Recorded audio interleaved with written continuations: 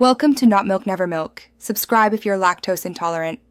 You start by making a quick backup so you can undo changes. This protects the original archive. Once done, open the ZIP with your preferred archiver and navigate to the app files or folder you need to remove.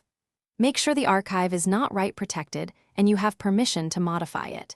If the archive contains a nested folder structure, expand it so you see the app bundle or package. You'll perform deletions inside the tool rather than extracting everything first to save time. You now identify all components tied to that app: the executable, resource folders, and manifest entries. Check for shared libraries before deletion.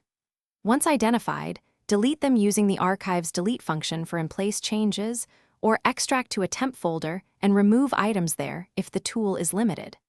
After removing files, update any manifest or index files in the ZIP so references don't break later. Make sure to keep permissions and timestamps consistent when repacking to avoid runtime issues. You finish by saving or repacking the archive with the same compression and structure used originally. This prevents compatibility problems.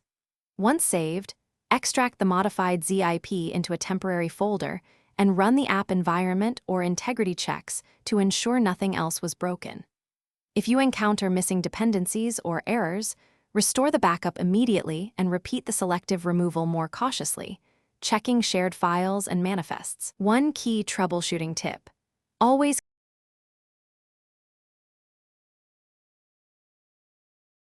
Thanks for watching. If this was helpful, leave a like and consider subscribing. See you next time.